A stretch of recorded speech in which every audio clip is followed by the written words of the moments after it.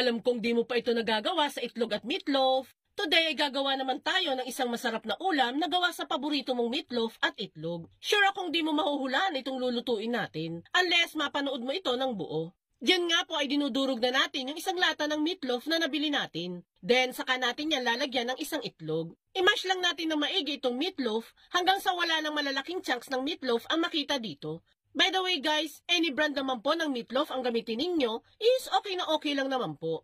Magdadagdag pa po pala tayo dyan ng isa pang itlog. Para po kasing masyadong dry itong mixture kapag isang itlog lang ang inilagay natin. Mix lang natin yan hanggang sa magsama na ang dalawang sangkap. Matapos mahalo ay iset aside muna natin ito at maghihiwa lang tayo dyan saglit ng iba pang mga sangkap.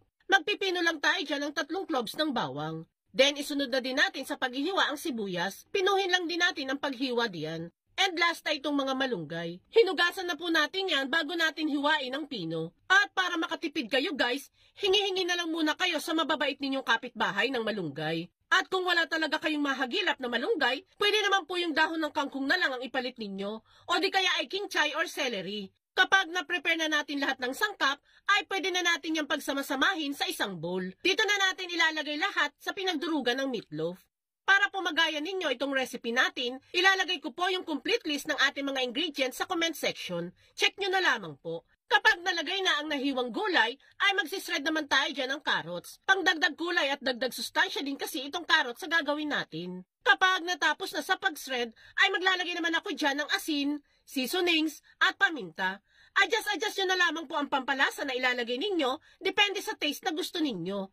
At kung hanggang ngayon ay nanonood ka pa, ibig sabihin niya na interesado ka sa ginagawa natin. At kung sakali pong magugustuhan mo itong meatloaf recipe natin, pwede po bang pusuan mo naman ang video natin? At mag-iwan ka na din po ng comment na, "So delicious meatloaf recipe." Maraming salamat po lagi!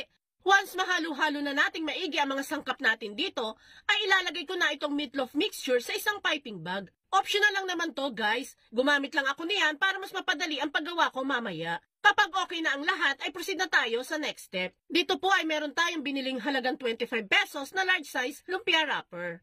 Hatiin lang natin yan sa dalawa para mas madami ang magagawa natin. Sure akong alam na alam mo na itong lulutuin natin.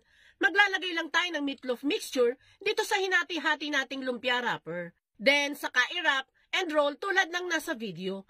Alam kong alam na alam nyo na din naman ang procedure na to guys. Then, saka natin isil dyan gamit ang tubig. Matapos nating mabalot lahat ng lumpia, ay pwede na agad tayong magluto. Dito sa ating pan ay nagpapainit na tayo ng mantika sa kawali. Ilalagay na natin dyan lahat ng nagawa nating lumpia. Bali 18 pieces po pala lahat ng nagawa nating lumpia dito guys. Marami-rami na rin po yan. Hayaan lang natin mag-brown lahat ng sides nito bago natin ito hanguin isa-isa.